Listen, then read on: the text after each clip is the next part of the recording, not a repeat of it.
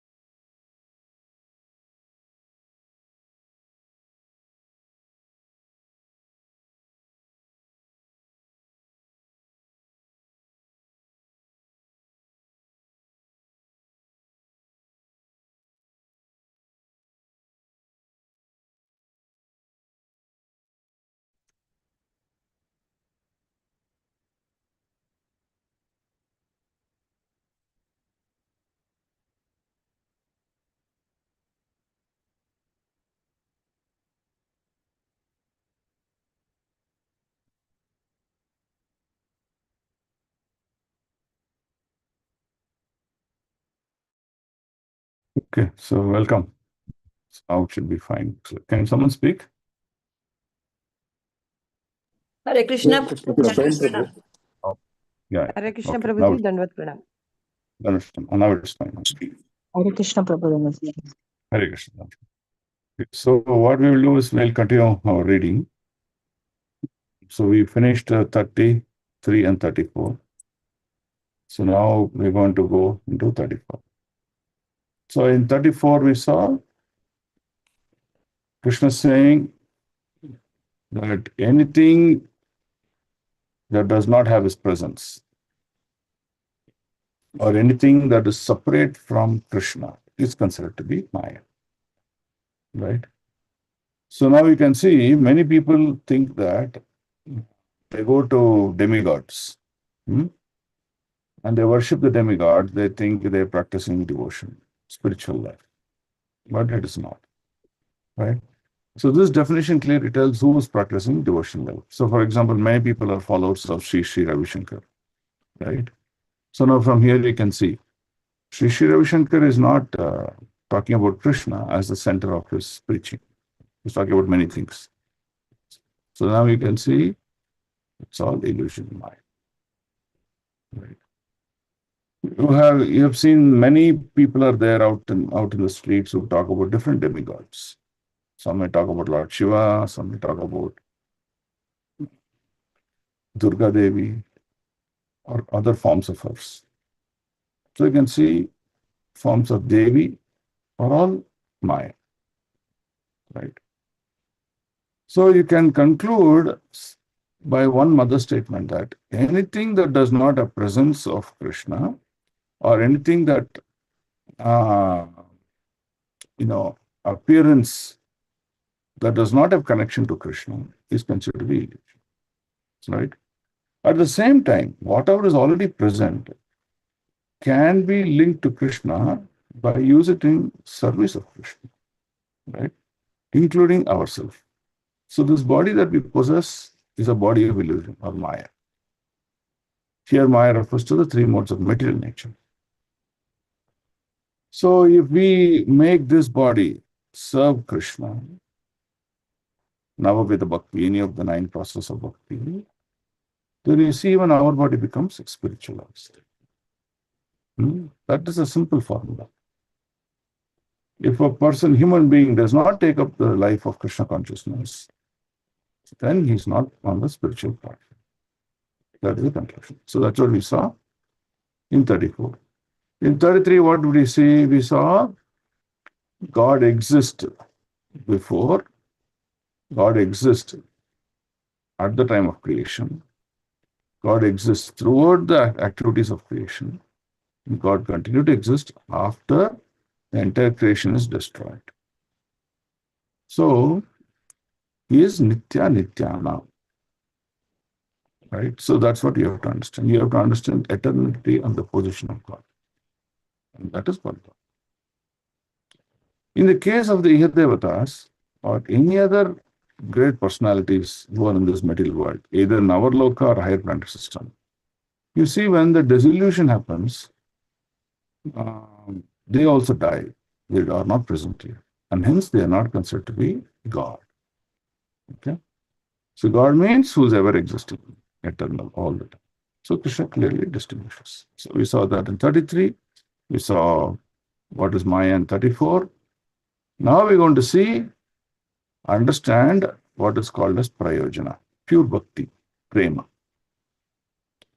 So we can understand that the Lord is within and outside of everything, whether it's material world or whether in the consciousness of a devotee or in practices of devotion. So we can see how God is present within and without. Okay, which is also called Achinta Beda Beda Tattva. Okay, so we'll see that now. How does that happen? Okay, we'll recite the sloka now. Yata mahanti bhutani bhuteshu chavacheshva anu pravistani apravistani tata teshu nateshva aham.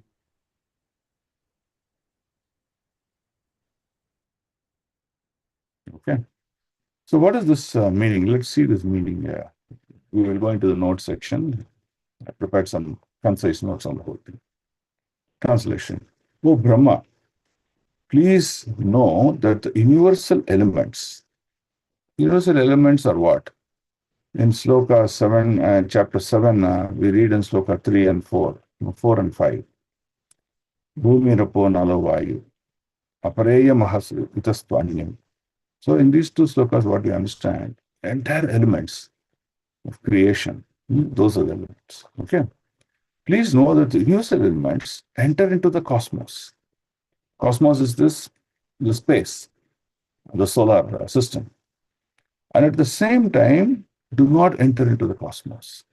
Okay, that means the present and not present, manifest and manifest. Similarly, I myself also exist within everything that is created. He is existing in the form of Paramatma, who is not visible to our eyes. Okay. At the same time, outside everything, because he is outside the entire creation, making the creation to happen through his energies. Right? So that's what we see. Okay. So now we will this entire this one I've concised into notes. Let's see this notes. Okay.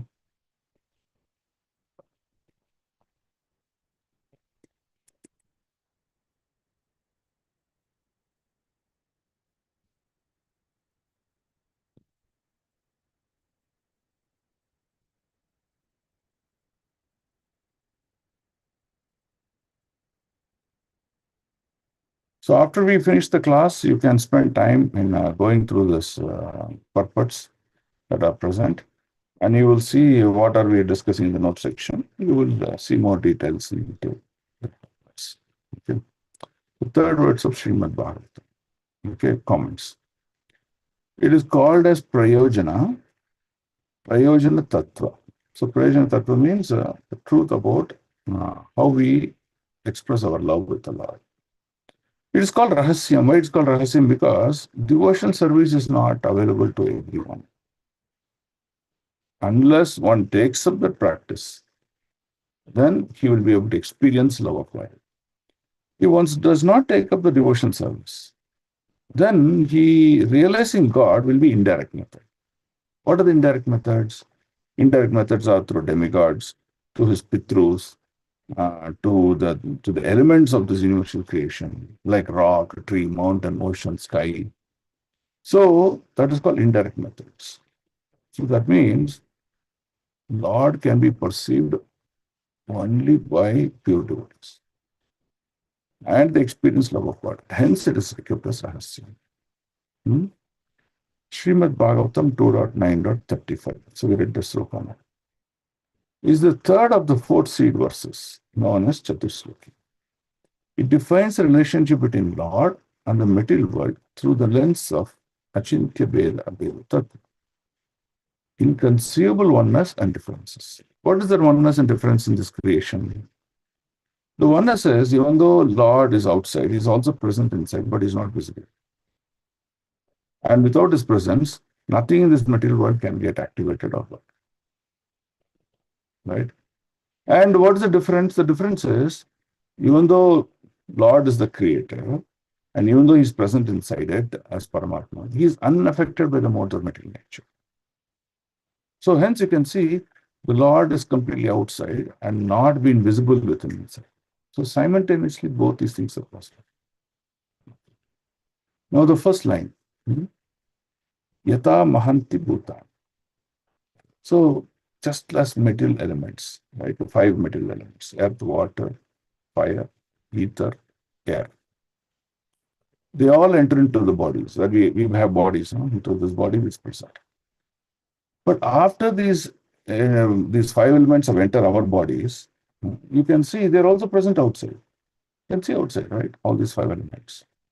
Similarly, you can see these five elements are present in every aspect of this creation, whether it is trees, whether it's mountains, or whether it's animals, or even a small insect are made up of these five elements. What are the five elements? Earth, water, fire, air, and ether. Even though they're made out of them, even though these elements are present in them, still they're present outside. So similarly, even though Lord is outside making this creation happen, He's also present inside. That's what you have to understand. So hence, enter into all bodies, but simultaneously exit outside of them. The Lord is within everything created, yet He remains independent and separate. Okay? So simultaneously He is present, simultaneously He is absent. And even though He is present inside, even though He is present outside, the Lord is independent. What is independent here refers to? For example, any element within this universe is guarded or confined to the three modes of material nature.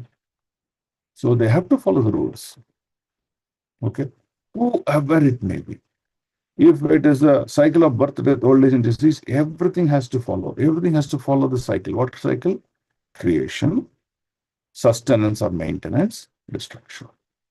There's nothing in this material world you'll see that does not follow these laws of nature.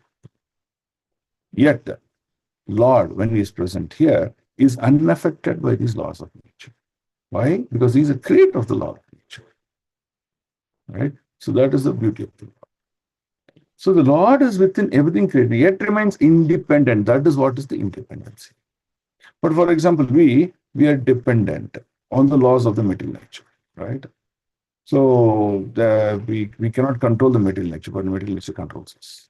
So hence we are dependent. But Lord is independent, right? He is independent. He is Swarat, and is also separate. Binna. He is also separate, right? So this is the first meaning of this first law. First line of this law. Now let's look at the next line.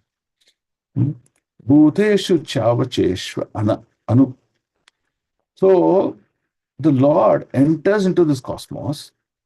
So how the Lord is outside, He creates this cosmos, this anda. After creating, He also enters into this cosmos. Now, for example, the Lord did not enter the cosmos, let's assume. Okay, the creation alone has happened. How, for example, the 14 planet system creation has happened. Demigods have been created, humans have been created, many material elements have been created. But you will see none of them, they work. They are like statues, dead elements. Okay? When this Lord enter into the cosmos as Paramatma, then you can see everything gets activated. Okay? So now, there are two aspects. Lord is present outside who do not enter the cosmos, and Lord is present inside who enters the cosmos. That means He enters as Paramatma, as my personality of Godhead, He is outside the cosmos, right? So that's the understanding. Then the third line. Tata teshu nateshva aham. Similarly, I myself also exist within everything I created. At the same time, I'm outside of everything. Okay. So you can see uh, we as living entities, we experience God, right? So you can see there are many things that happen magical in this world. It's just that we don't pay attention to it. Really magical it is. If you go into the details, you'll understand how magical nature is, right? Now, how does this magical happen? For example, you go to a show, a magician's show. You see a magic. Magic happens because of the magician. Okay. If an intelligent person sees the hands of the magician, he sees the act of magic, then he'll say the magic would have not been possible without the presence of the magician. So similarly, you can see many beautiful things in this creation. Just take, for example, fruits, right? Flowers. I'm not getting to complicate things. How, season-wise, pattern-wise, the taste, the form factor, everything, the hands of the Lord is present. Okay. So what is the conclusion is, everything in this world, there is hands of the Lord in every object, every activity. Realized people will see. Non-realized people will not see. This is the point. Okay. So detachment is what we need to cultivate. Why we are having to detachment? Because Lord is the creator and maintainer. I am not the creator nor the maintainer. I am not the owner. So the Lord is using me as an instrument in this entire path or during this time. So I better act as a caretaker for my role that I'm playing, right? So for example, in a library, when there are millions and millions of books, you will see there are many librarians who are working in different sections. One may work under the science as a section. One may work under theology as a section. One may work under sports as a section. So you see, the library is owned by either the government or a bigger organization. But the people are assigned under different sections of the library who own the books for that period of time that they are employed. Now, once the librarian is asked to leave or he retires, then you will see there's no more connection between him and that object. But the books in that library, in that section, continues to exist. Just true. So this is what we have to understand, that we are an independent entity, but working under the guidelines and the rules, the framework of this connection. Okay. So what we have to do, we are caretakers for a role that has been given to us for a period of time. And rather than producing attachment, we produce detachment. Do it as a matter of duty. Do it as a matter of love for the Lord. Do not be entangled into these material elements thinking that I am the owner. I am the, what do you say? Without this, I cannot. I am the enjoyer. No, not guilty. Right? It may apply to a personal things that you possess. It may happen to the family members that are there with you. Maybe anything connected to you. You are just a caretaker for a short period. See, let's assume knowledge, which is subtle in nature. A person accumulates so much of knowledge in his lifetime. He's been awarded degrees after degrees, medals, certificates, talents, everything's been recognized. When this person dies, you see, whatever he accumulated, his awards and accreditations, they just go away. So this is the point that you have to understand here. So we are not the possessor. What is the real meaning of possessor? Possessor means even after death, we will carry these things with us. But we don't carry. So better get detached right away.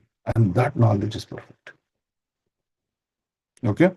When we get detached, the first thing that happens to us is we get disentangled. We are not dependent on this material nature.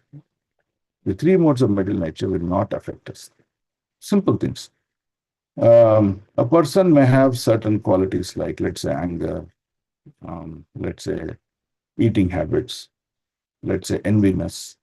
He may have these habits. Now, through Shastric understanding and practices, he is able to overcome these things. Then you will see that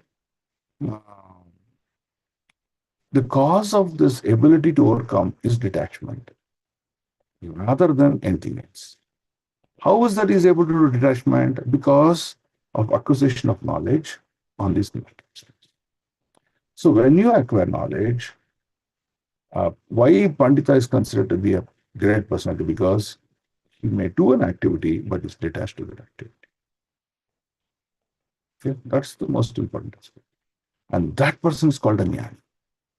A jnani is not one who's completed his PhD and got Nobel Prize. No. Jnani is one who was realized in his heart and abilities. Okay. So now let's see what the great acharyas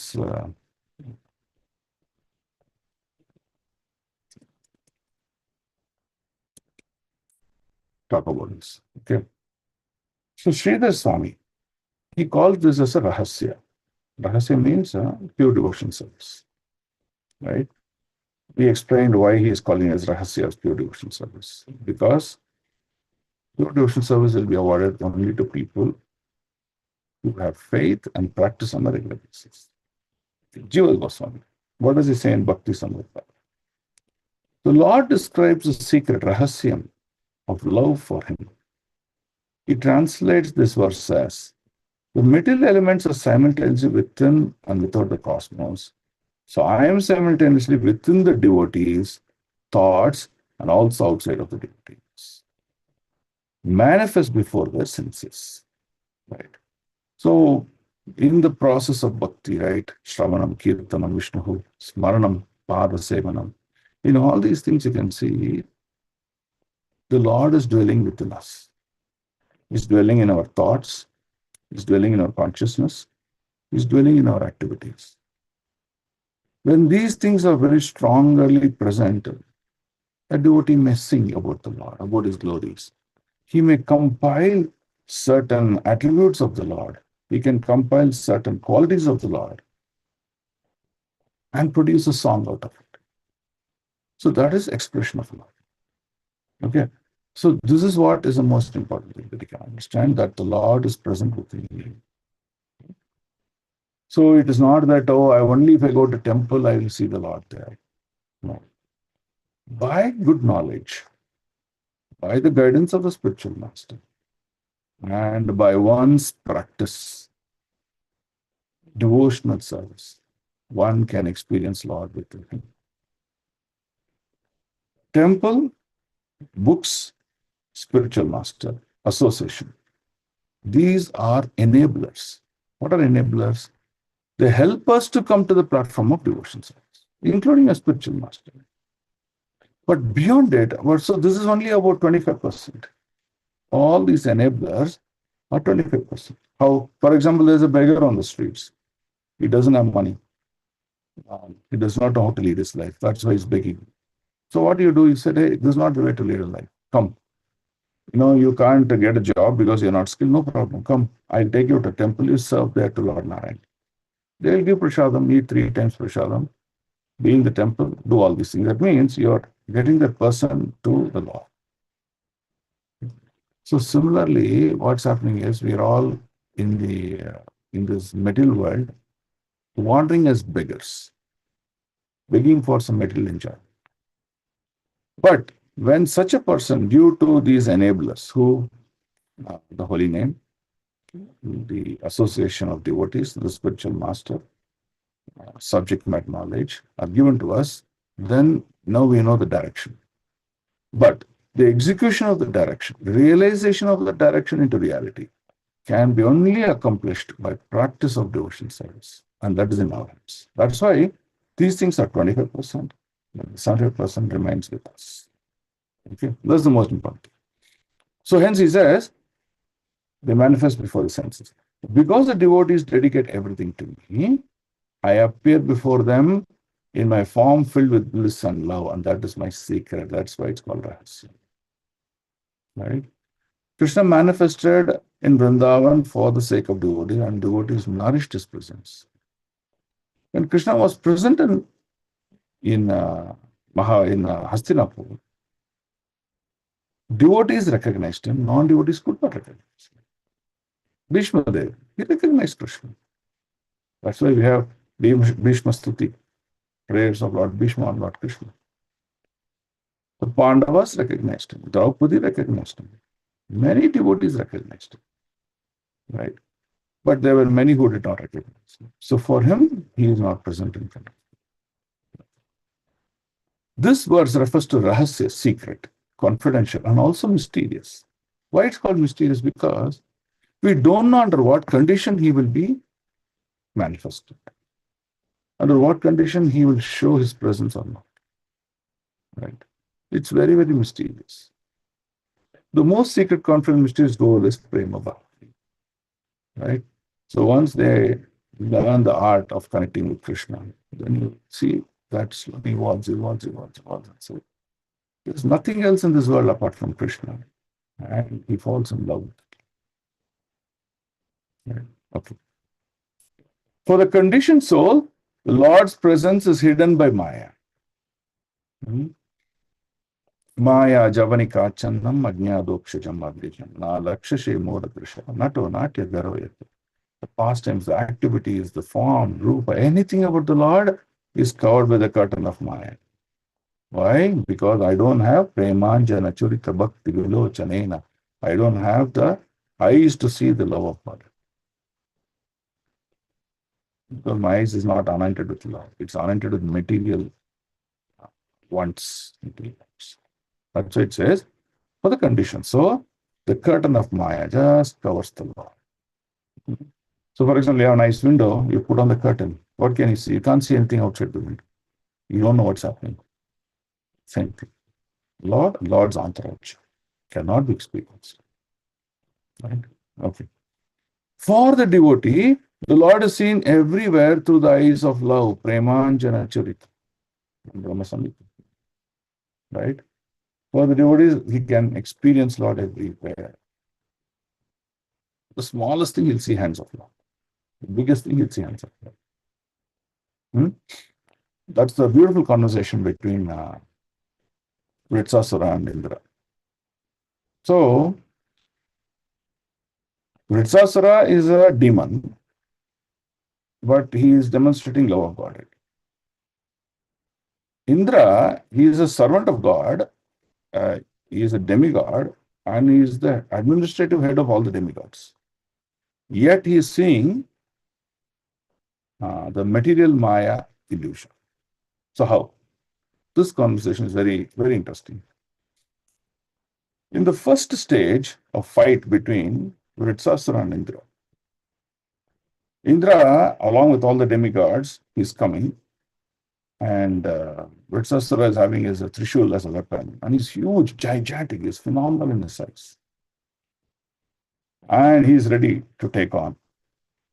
His demons, his associates, that is Vritsasura's associates, also are demons, they're also present with all.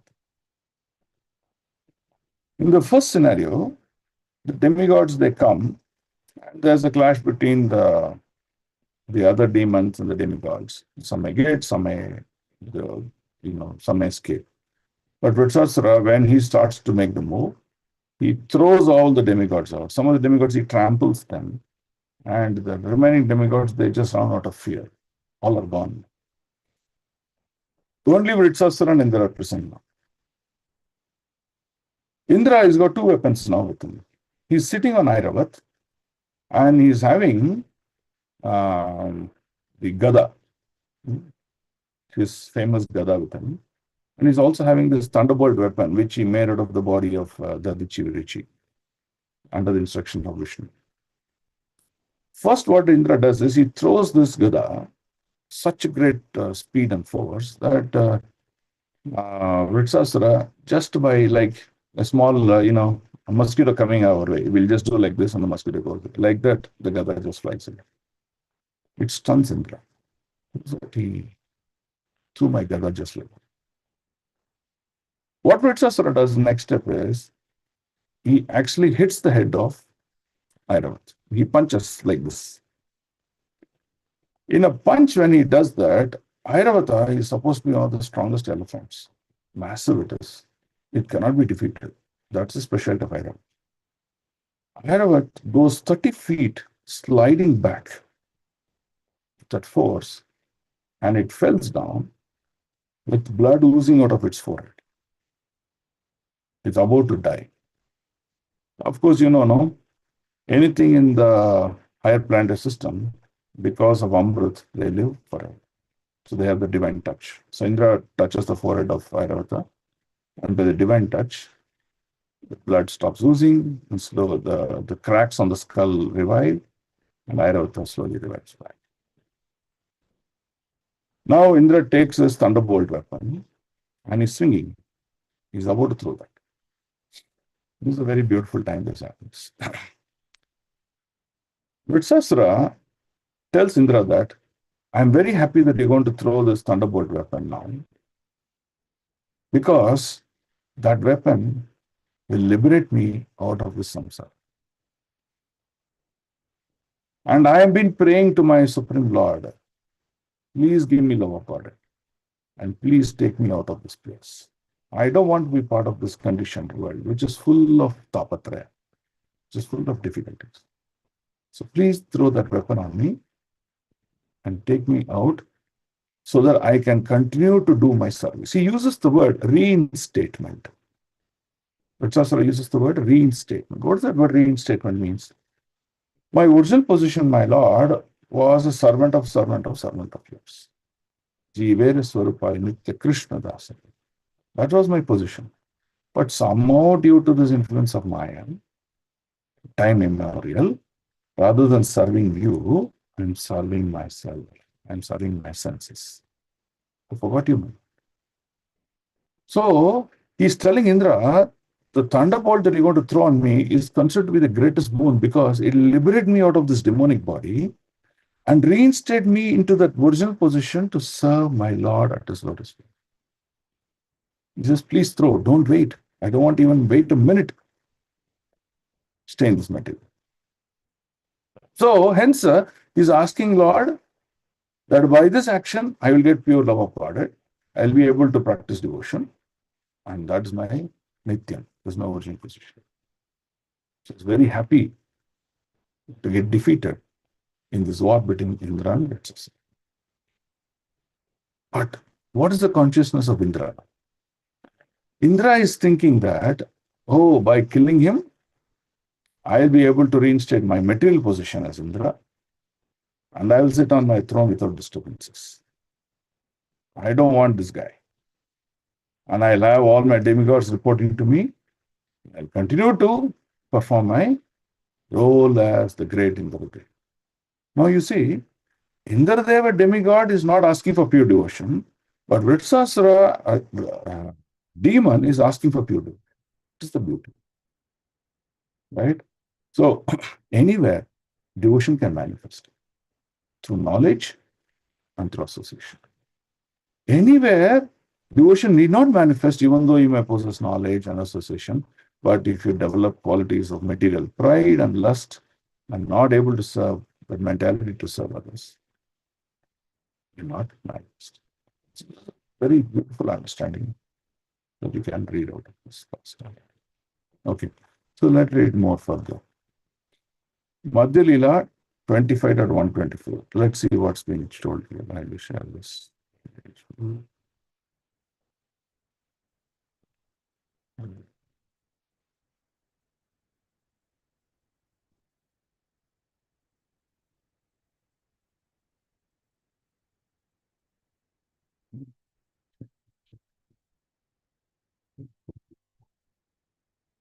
See that in 6.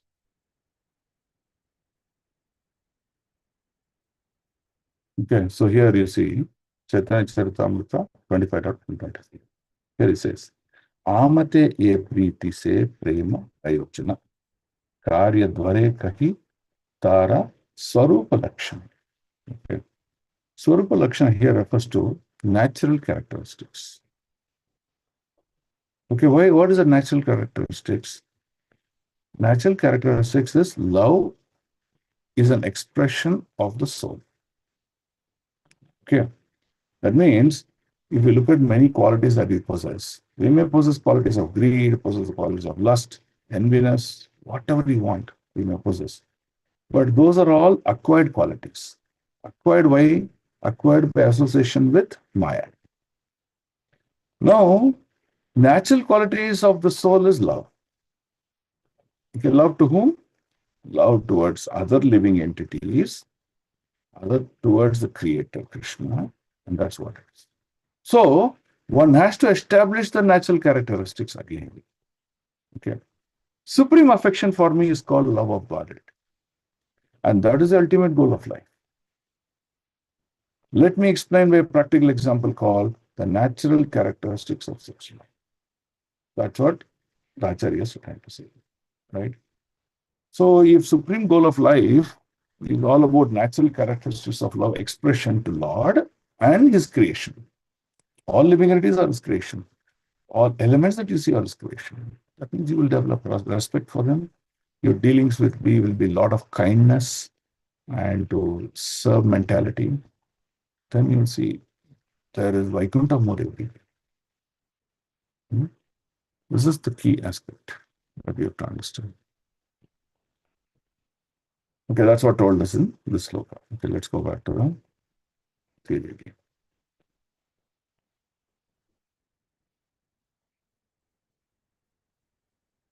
Okay. Bhaktivinoda Thakura, in his book called Bhajana Rahasya, he's talking about the Chatusloki. Lord Krishna stated that the pure devotees are wholly dependent on him, realize the ever blissful object called Rahasya, that is Prem, which is known as Prem. It is known as Rahasya because ordinary persons cannot realize this subject. That's just commentary. Okay. What Prabhupada talked about? Prabhupada talked about this famous sloka from Brahmacharya, Brahma Samhita, Premanjana Chaurika Bhakti Vilochane. Right? One devotion, one developed devotion is eyes to see that Lord. For him, he cannot see his material elements. Right? So this is what we can see out of this. Is this sloka clear to understand? Yes, Any yes. mention? But which word tells that it is Rahasyanta, Prabhu, in the sloka? No, it is not the word that tells Rahasya, the entire meaning. Entire meaning. Okay. The entire meaning of um, this sloka tells that love of Godhead is what will make you to see Him. Okay. And how is that love of Godhead present? Is the prema, that is the rahasya yesterday. Otherwise, Lord is present outside and is creating and is also present inside. What will make you to see Him? Is this your devotion, your prayer. And that's what is called as rahasya. Okay. So it's a conclusive understanding.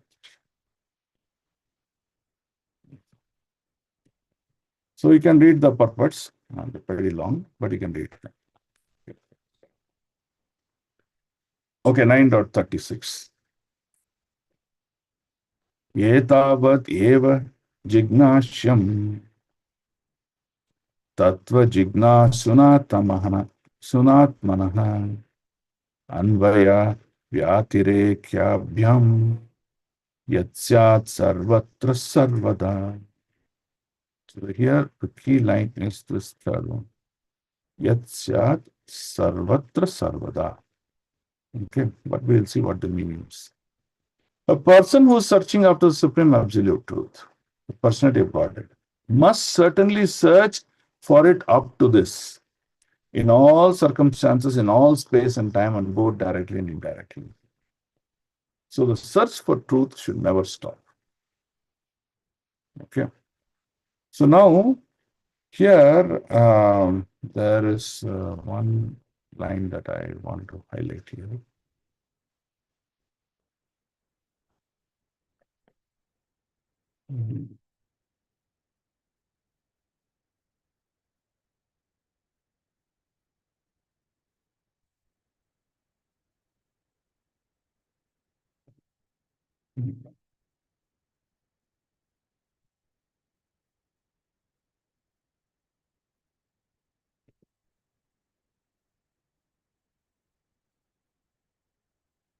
I didn't highlight, looks like.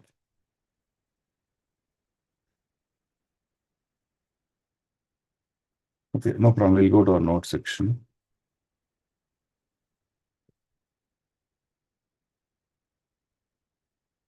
Okay. So in this fourth verse, it's called Abhideya. So Abhideya mostly refers to sadhana bhakti. That means one has to earn his credentials. Okay. Now we will see how one can earn his credentials. Srivak Jeswa Goswami talked about Tadangam. Okay. So Tadangam refers to as a necessary paraphernalia, whatever is required, or by means by which one may attain confidential goal. What is the confidential goal? Love of God, which we read in the previous verse 35. Okay. So, what are all the elements that are required in order to achieve that love of Godhead? The first and the foremost thing is sadhana. What is our sadhana? Doing something which will please the Lord, doing something that will purify ourselves, doing something that will orient our thought process towards this dedicated goal is called sadhana. If we don't do this sadhana on a consistent basis, then what happens? We are doing something else. That becomes a sadhana, right? So that's what Jiva Goswami is doing. He's talking about the necessary paraphernalia or the means or the methods by which we can achieve this prema, this rahasya goal, this confidential goal, right? So what is our sadhana bhakti? Sadhana bhakti refers to do's and don'ts. What are the do's? The do's are call out the names of Krishnas for help. That is your 16 don'ts of chanting. Excellent. Second, have full knowledge about your Father, your Creator. Don't have misinformation about your Creator. Whether it is about his personal attributes or whether about his associates, that means people around him, or whether about Lord's activities. Out of the many activities of the Lord, creation is considered one of the topmost activities of the Lord. Or the Lord's pastimes with his devotees. There are many things. So there is knowledge. Okay. So calling out the names of help for the Lord, knowing about the Lord, the knowledge about the Lord. Third is, so one is by reading and third is by hearing. In that hearing and reading, what happens is, reading is between you and the author that the book you're referring to. But hearing is realizations of various other devotees. You know, due to our, what do you say, our karmic reactions, our past lives, we may not be blessed to hear or realize Lord straight away. So what we do? We hear from others.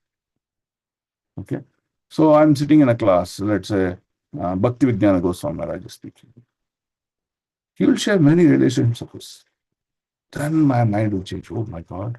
See, I never understood this. It's amazing.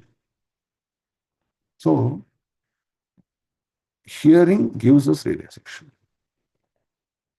You cannot just say, I'll just read the books and I'm done. The realization aspect is the key result of the book. So either we develop self-realization or we develop realization and hear from others. That's why it's important to hear stories of the acharyas, words of the acharyas, the commentary of the acharyas. Okay? So knowledge, realization together.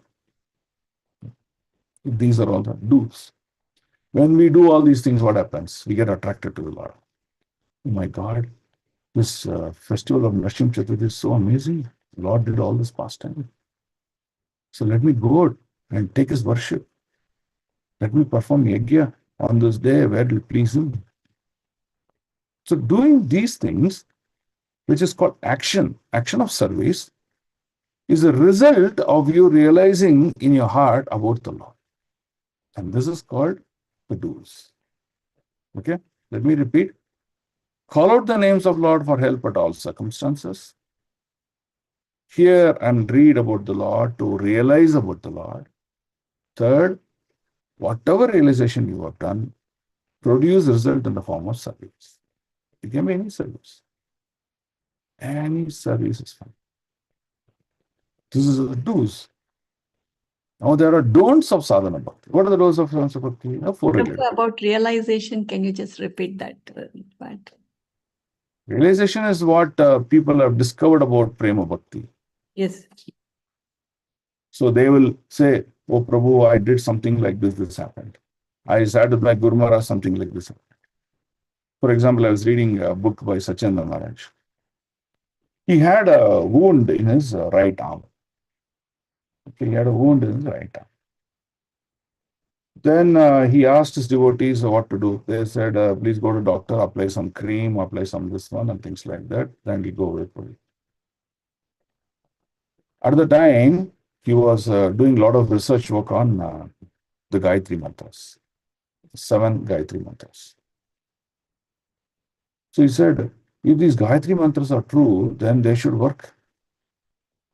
And according to the Acharyas who quoted these Gayatri Mantras, he started to practice reciting those Gayatri Mantras, and he recited by focusing on the wound on his right arm.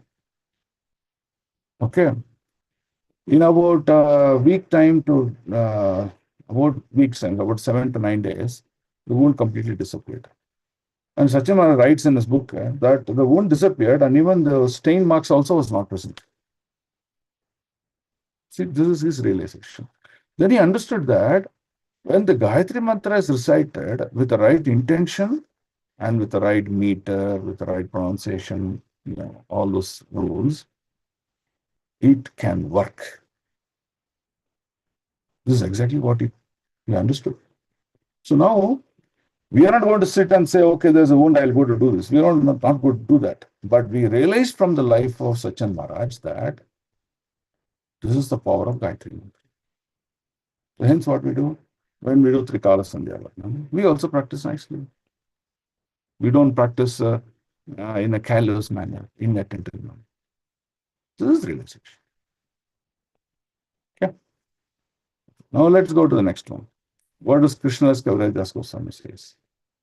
He says, the duty of every person to inquire and hear about the process of bhakti. If we don't inquire, if we don't ask, Prabhu, what does this mean? Prabhu, what does that mean? And if understanding that, reading that book again, hearing referential lectures on that particular topic, then we're not practicing bhakti. We're practicing something else. So he says, that is what is very important. He says, that is the duty of every living entity.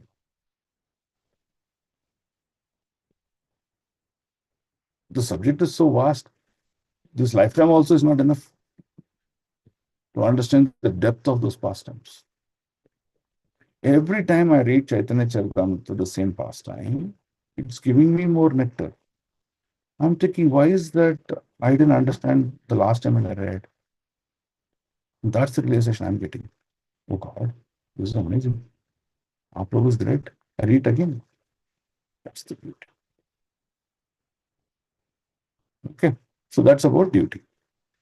Then Bhakti Vinod Thakura, he's talking about Tattva Jignashu. He mentions that there are circumstances favorable for bhakti. He explains that there are 2 ways of becoming free from anarthas directly. Anarthas means assuming wrong things. By following the rules and indirectly by following the restrictions. So that's what I told you. I talked about sadhana bhakti has rules to follow. That means things that to do, things you should not do. Those are 4 regulative principles. 4 regulative principles says, oh, I can't do these things, so I shall avoid. That means when we stop the 4 regulative, four things that should be avoided, when we do or enhance things that to be done, together my bhakti will manifest. Right? So, for example, our regulative principle says you should not cheat or you should not steal. I can't say that, no, I'm chanting 16 rounds, I'm getting Bhagavatham every day, but I'll continue to steal. That means there is a disconnect. You cannot have opposites. You have to think are favorable, both in the same direction. And that's the point. Okay. So let's see what is Tattva Jignasha. The inquirer. This was especially for those serious about absolute truth and not just casual curiosity. Casual curiosity is what? Okay, I'll come for Bhagavatam, but mainly I'll take Prasadam. Because Shastra told, no, even if you eat Prasadam, you'll get love of God. That means, you see, there's a casual thought in the mentality. Bhakti has to be practiced seriously. Go read. That's why it's important to read the life of the six Goswamis. Whether serious or not serious. Simple example. Raghunath Das Goswami comes to Chaitanya Mahaprabhu to hear or get some directions. Mahaprabhu gave him 6 directions. But he said, you don't work under me, you work under Sarudama. Now you see the mood of Raghunath Das Goswami. He accepted the statement of Mahaprabhu, not even questioning it. Why? Why can't I report to you? Why can't you train me directly? Why I should hear from someone else? Nothing. He said, this is the verdict of Mahaprabhu. I'll take it. He did not apply any logic to question whether it's right or wrong. This is the beauty of, the inquiry, or this person who's ready to serve. Okay? But what happened to Raghunath Das Goswami? Under the guidance, when he was able to work under Swarup Damodar, the realization about Mahaprabhu incrementally increased so much. But later on, he was able to go with Mahaprabhu and he was able to discover all those places that Mahaprabhu discovered. For example, Shyamakund, Radhakund. Mahaprabhu discovered. But who made it happen? Raghunath Das Goswami. Because of him, we have Radhakund. Of course, it was Jiva Goswami who physically did all the work. But it is he who said, oh, this is what Mahaprabhu spotted. And hence, so that's the beauty. It established the search of God as the ultimate necessity for human form of life. So human form of life, currently the necessities are all materialistic in nature. I need to have so many buildings, I need to have so much money, I need to have so much of this. But that's not the goal of life. You may construct, but someone may use it. You may generate money, but someone will enjoy it. That's the rule today. You can see in your own life. A father struggles so hard to build a house or a building or what it may be, and then he'll die. And the son will just walk in and enjoy it. Prabhupada calls this ajagavritti. What does it mean? The ant, lakhs of ant, they struggle together, they build that ant hill. What the snake does, it just comes in, throws poison, kills all the ants, gets into, and then lives there happy. So that's what happened. But are we born in this world to do all these things? No. We are not born in the world to do all these things. We are born in this world to search God for us and realize for us. And that is the human form role. We keep worrying about our others, but Krishna will take care of them, just like how he took care of us. That is the faith you should have. Otherwise, there's no limit to what we want to do. So hence, he says, the goal. Let me read this goal very clearly. It established a search for God. It established search for God means what? Realize God. Oh, this is God. God is a person. I can establish my relationship with him. Let me go do that. Search for God. And ultimate necessities for the human form. This is the only goal of my form of life, my life. Lead life for you. Don't live life for others. That's the point. We live life for, in our materialistic life, you see, we live for so many people who come after us. No, that's not our goal. Our goal is to live for, what is a live for life for us? Krishna wants our service. Krishna is waiting for us to go back home, back to God. Instead of doing those two, we're doing many other things. This is the biggest problem. Hence he says, Sarva Dharman Pariktaji Mam Ekam Sharanam. That's why Krishna says, whatever you felt, this is my duty, I have to do this, I have to do this. He says, Sarva Dharman Pariktaja. Throw away all those duties. Those are not your duties. What is your duties? Mam Ekam Sharanam. You surrender unto me. You come to me. Your duty bound towards me is still missing. When are you going to fulfill that? That's what Krishna says. Let's look at the next line. Anvaya Vyatireka. The methods are to approach him. How do you approach him?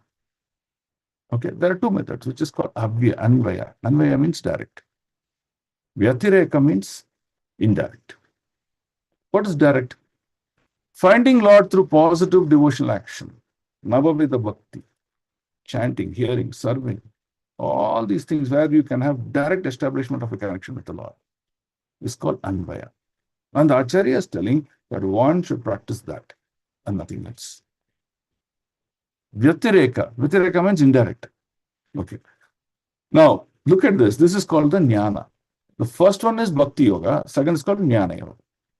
Now, what is that? How do you see how the words are? Finding the Lord by identifying what is not Him or seeing His absence. Oh, Lord is Nirakara, Lord is Nirvishesha. Oh, Lord cannot be this. Oh, how can Lord lift a Govardhan? He must be a magician. So, concluding Lord in an illogical manner. And thinking about this Maya, oh, so many beautiful things have been created in this world. All this are for enjoying, for my pleasure. Otherwise, why will Lord create me and put me into this position?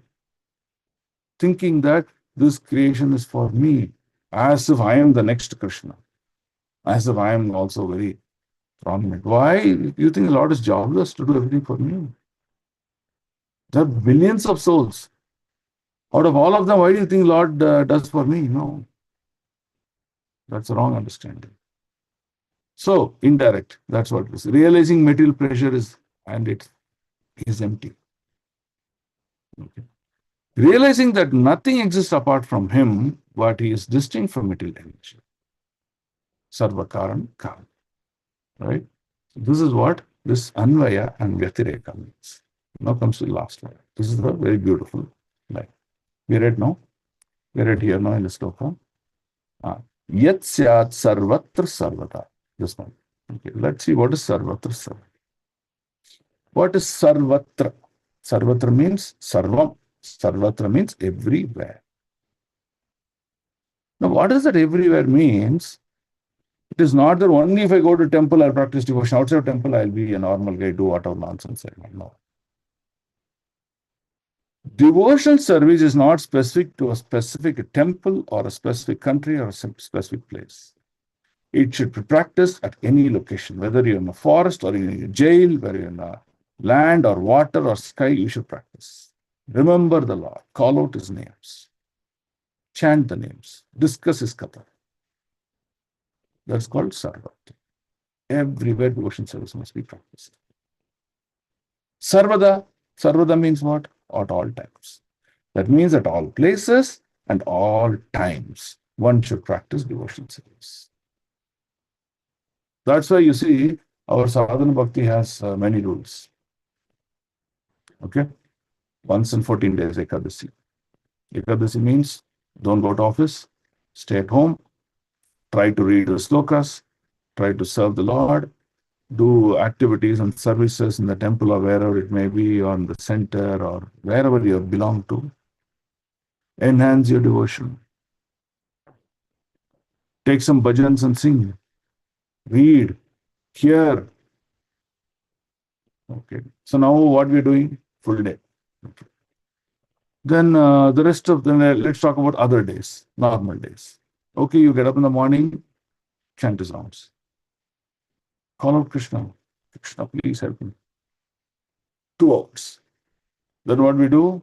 We practice deity worship. Deity worship is the first in the holy name calling out. We are calling out Krishna, but we are not having Krishna in front of us. So now in deity worship, what we do? We have Krishna in front of us. Now we are trying to tell Krishna, oh, I want to decorate you nicely. I want to sing about you. I want to do this. I want to offer this thing. So offer all the paraphernalia for his pleasure. Okay, then what do? We eat prasadam. We eat prasadam 3 times or 4 times in a day. Every day when we eat prasadam, we think of them. Oh, it is his mercy that I'm eating. Okay. Now, outside of this, try to hear. Try to hear about the Lord. Try to speak about the Lord. We may still forget doing this because morning we may do till 10 o'clock, but afternoon we may forget. Evening we may forget. Hence, Trikala Sandhyavadam is introduced. When you sit and again do Gayatri in the afternoon, you're again remembering the Lord, you're calling out to Lord. Again, you're doing it in the evening, you're calling out to Lord. Like that, you see, the system given by the Acharya is so beautiful that at all points in time, somewhere or other, the devotion service tinge of it is introduced to it. All circumstances, we are engaged in Krishna consciousness. That's the beauty. Don't you think it's the mercy of the Lord, the mercy of the Acharyas? This is how Prabhupada is compassionate to us. He's telling, Sarvatra Sarvatra, Yat Syat Sarvatra Sarvatra. Everywhere, at all times, practice. That's the beauty. Okay. So now we'll talk about some key takeaways. A student of Srimad Bhagavatam should not be seasonal. What is seasonal? For example, mango season. In a year, it comes for about 2 months. For the rest of the year, 10 months, there's no mangoes. So similarly, our devotion cannot be like that. Oh, Prabhu, once a while, every part of the year, this time I will chant and do all these things, but the rest of the times I will do whatever. No, it's not seasonal. At all times. At all times in the year, all times in the day also.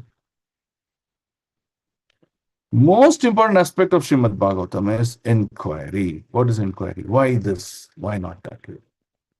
Why Lord this way? See, the entire Bhagavatam is inquiry, right? Parikshit wanted to inquire about his life. Bhagavatam manifested. Sukadeva Goswami, once he heard the 2 slokas from the woodcutters, Baraha Pitam Natavarabapu, he heard, oh, the Lord is so beautiful. Oh, Lord is so personal. What the hell am I doing here? He went back to his father and said, please teach me Bhagavatam. He inquired. So it's inquiry. Vidura, he came out. He said, hell with Hastinapur. So much of problems, no respect. These are animals and demons living here. He came out of Hastinapur, then he's thinking what to do. He said, okay, I'll search for the truth. He inquired. He inquired with Uddhava, he inquired with Maitreya Rishi, Bhagavatam manifested. So you see, Bhagavatam is all about inquiry. So we should also be in the same mode of inquiry. Oh, Prabhu, what is this? Oh, what is that? Why not that? Why not this? And that is the beauty of Bhagavatam. So, if there's an inquiry, then there's a student. Now, if there's an inquiry, if there's a student, there must be a guru also. Right? So, guru helps us with both direct and indirect methods. He acts as a guide. Right? The guidance is such that we may always have the tendency to fall apart, to go in the wrong way. What does Guru do? He'll avoid you to go in the wrong way. He'll hold your collar. No, don't do this. I'll hold you. That is the beauty of association of devotees. That is the beauty of association of spiritual master. When spiritual master is present through his Vani, spiritual master is present through his books, spiritual master is present through his pictures, spiritual master is present through his nama. When we say Acharya Pranama, he is present there. So, directly, indirectly, spiritual master holds the devotee and navigates him correctly. That's the rule. So these two, you should imprint in your heart as the conclusion of Chatusloki. Okay? So we'll just summarize what we read in the 4 verses, and that should give you full clarity. When you read the purport, Prabhupada is very merciful. He's giving many examples to make us understand Chatusloki. Okay? In 33, sloka number 33, 2.9.33. We understood God exists before and after creation. And who exists? Only God. So, he is the owner of this creation. We are just temporary caretakers. And that is the mercy of the Lord. So, for example, a big company, this MD is going out of town. He is going out of town for 1 month. So many employees are there in this company. So he called one employee and said, hey, can you take care of my company, do all these duties during my absence? That particular employee who's been selected to act on behalf of the MD was so happy. Wow, what gratitude I should have, and what trust my owner has on me that he's given me such responsibility. He will do his role during the absence of the managing director perfectly for the 30 days to win his heart. A bad person, what he will do? Oh God, now there's a chance. Let me exploit it. He's not there anymore here. Let me exploit it. Let me take maximum advantage for my benefit. He may cheat, he may do whatever nonsense he wants. So choose what you want. We are here for a period of time. The Lord has entrusted us with a certain opportunity. If you see that as an opportunity, as a mercy of the Lord, you will do that perfectly. If you see this opportunity as an exploitative nature, you will do it very poorly. And that's the understanding of presence of God. Okay, so 33. 34 is anything appearing separate from God is Maya. We discussed this. When I do anything, if it does not serve the purpose of Krishna, if it does not please my Lord, don't do it. It is Maya. That's it. Okay. Third, God is both within and outside everything. We discuss this so much. Our Lord creates from outside and he enters as Paramatma inside. So simultaneously he is both. Achinta Beda Beda Tattva. 36. Therefore, one must dedicate their entire life to inquiring into and serving him both. That service is devotion service. You should ask why, what. That should be the goal. That's why in a temple program, Prabhupada constructed, the Srimad Bhagavatam is very important. Hearing is most important. But unfortunately, many people will come in the last part of Srimad Bhagavatam, hear for 5 minutes, go and take Prashadam and go. Prashadam is the goal, not goal of life. Srimad Bhagavatam is the goal of life. This needs to be taught. This needs to be educated. And devotees will plan. There's a priority in our life. What is the priority in our life? We may have many things to do, but when Bhagavatam begins, when we have heard that there's a news on Bhagavatam, what we should do? Leave all of them and attend. You should have a structure in a day. In a day, okay, let me hear one class. Realize the message, the theme of the class. Let me practice by reading. Let me practice by inquiring. Ask relevant questions. What are the subjects connected to that inquiry? Check on that. That is delving in Bhagavatam. The Bhagavatam should have hearing and follow-through action. It just cannot be with hearing. I'll keep on hearing, but no follow-through action. Then you will see there's no progress.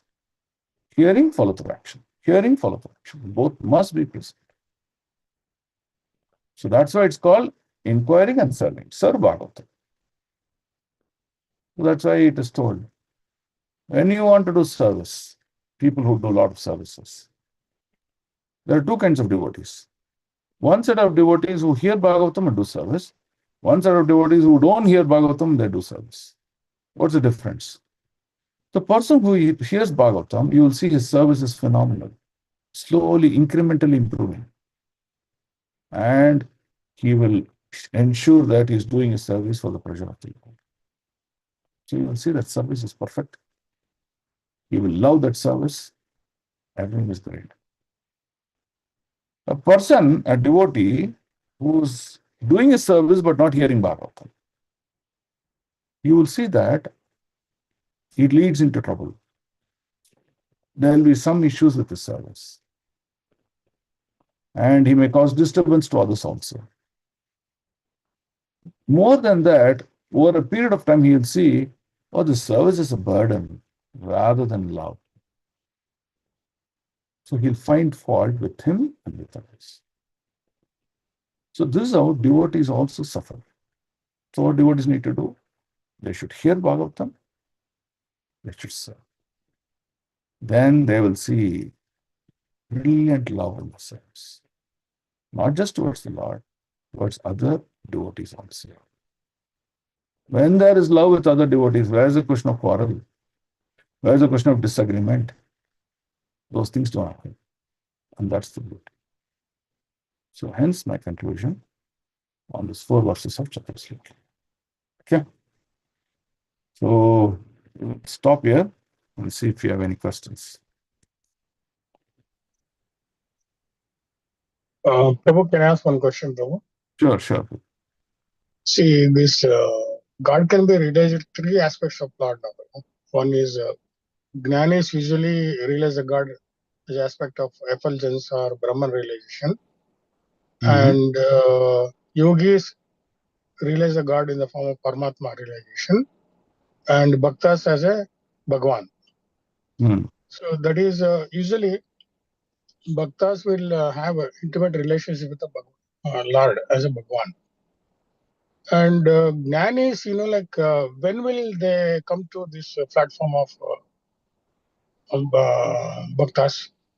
And what exactly making not to understand the God? Though Jnanis means with the knowledge, right? So what is stopping for them to stuck there only?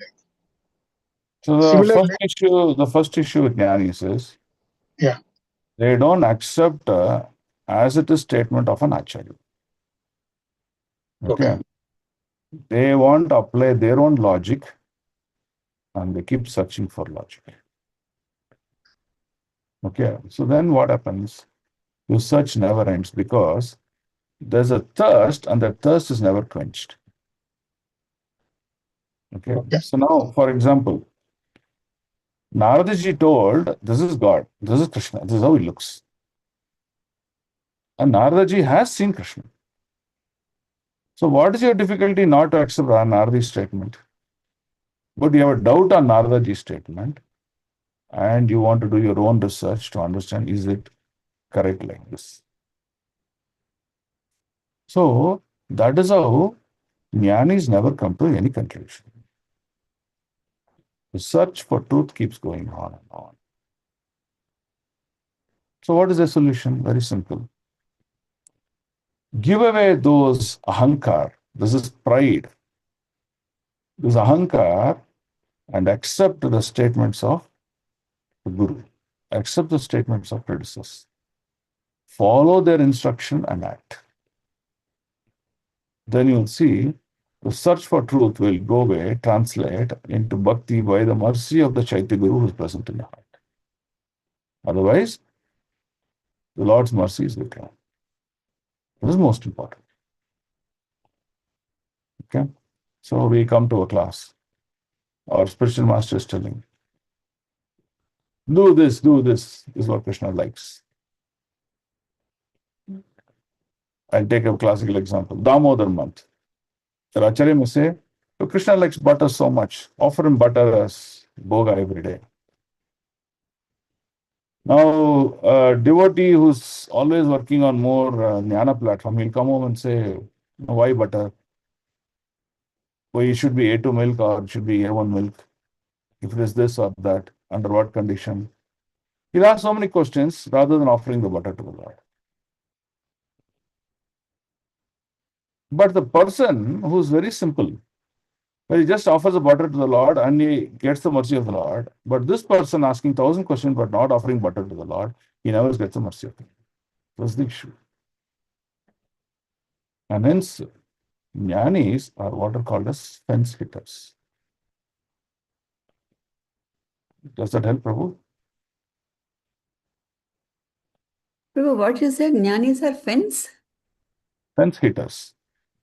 Fence Hitters. hitters ಅಂದ್ರೆ cat on the wall ತರ ಗೋಡೆ ಮೇಲೆ ಕೂತ್ಕೊಂಡ್ಬಿಡ್ತಾರೆ ಈ ಕಡೆನ ಆ ಕಡೆನ ಈ ಕಡೆ ಬೇಗ ಜಂಪ್ ಮಾಡೋದು ಆ ಕಡೆ ಬೇಗ ಜಂಪ್ ಮಾಡೋದು they don't know which way to go, which way to have the faith. Okay. But how about yogis, Prabhu? They stop at Paramatma realization means what? Yogis are half-baked knowledge. Okay. They conclude this is what Lord is. But how you should conclude which is Lord? You hear Chatusloki, Lord himself says who I am. Hmm. Will you take that, or will you take your own conclusion and say this is what Lord is? Lord tells, I am indirectly present in an unmanifested form as Paramatma in every element of this universal entity, and that's how I enter this material planet. That's what the Lord said. Correct. I want to focus on that. You get the point? Yeah. So, not understanding that is called impartial knowledge. So, what you should do? A yogi must sit with a realized devotee, a practicing bhakti yogi, and correct his thought process. Okay, so that's why this Madhendra Puri pastime is really brilliant. So let's quickly dwell on this Madhendra Puri pastime. You know this pastime, right? Madhendra Puri. So he got a dream. What dream?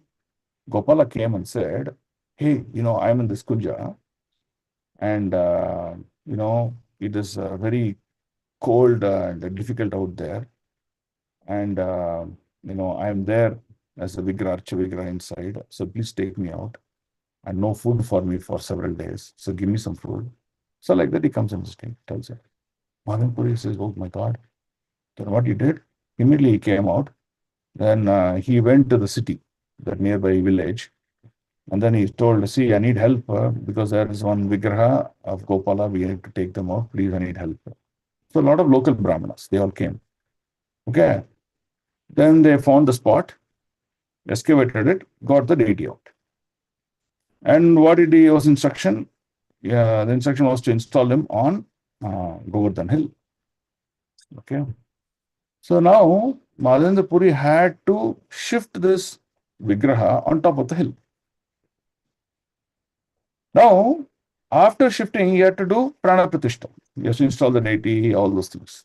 But to do that, he was the only qualified guy. There were many Brahmanas and there were many people of different followers, different cults and things like that. So what he did, he went and told, this is a great opportunity. So I'm going to initiate all of you. Once I initiate, you become eligible. You can touch the deity, you can serve, and we can do the Prana Pratishta. So he went and told the Brahmanas. But these Brahmanas, they saw only one thing. If the Lord, Supreme Lord, whom we are all aspiring in our life, is able to come in the dreams of Madhendra Puri and tell him that such a deity is there, take it and do it, that means he is the, messenger or the personal servant of the Lord. So our duty is to just follow him, not to apply any other Shastric knowledge or anything that we've learned in our life. So many of these Brahmanas in the city, they left their understanding, their practices, their paddhatis, whatever it may be, and they told Madhendra Puri, whatever you say, we'll follow. He initiated them, gave them rules and regulations, and that became their bhakti yoga. They followed, they installed the deities, and Gopala manifested. So this is the beauty. A yogi should do this. A jnani should do this. Then his life becomes perfect. Okay, Prabhuji? Yes, bro. Thank you, bro. Thank you, Hare Krishna. Yeah. Anyone, any other questions? Hare Krishna Prabhu, I don't know if it's not a proper question, excuse me. So in Chaturvida Bhajante Mam, in that he says, Gnani is the best, he says, no Prabhu, Krishna, of all the four people. So here this jnani refers to a person who is in complete intelligence and complete knowledge of me.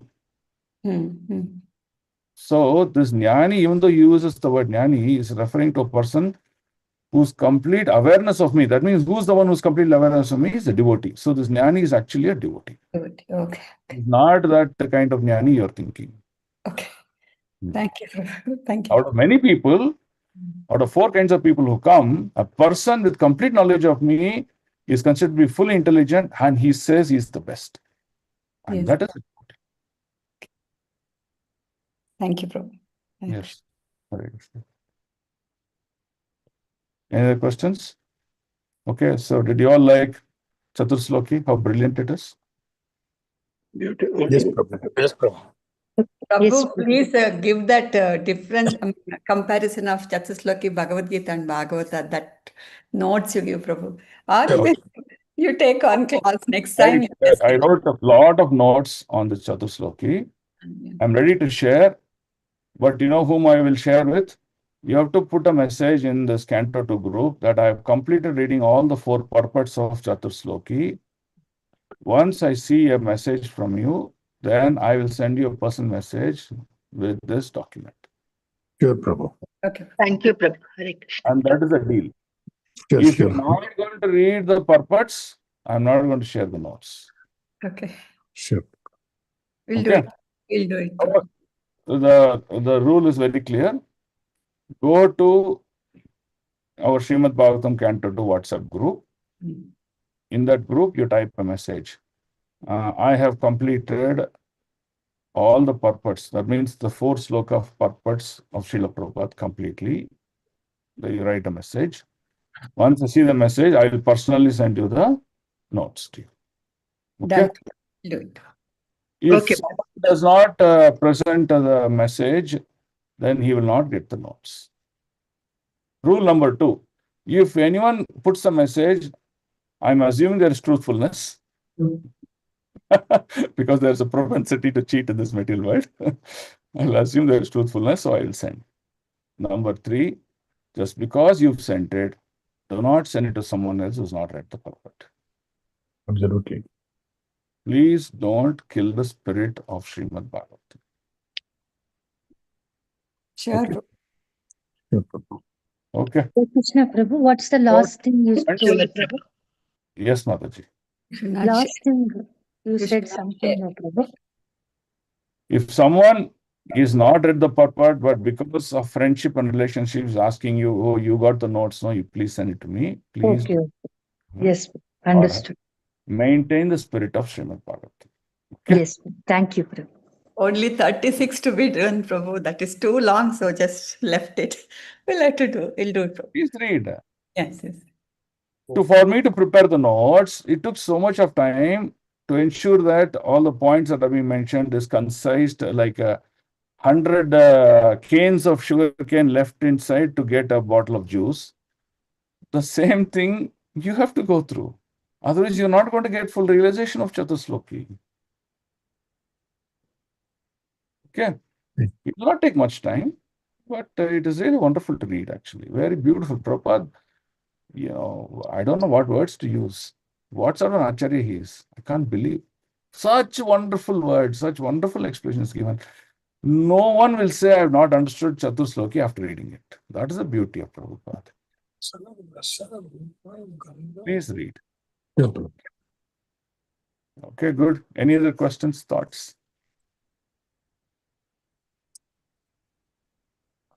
Okay, good. So have a wonderful, blissful day.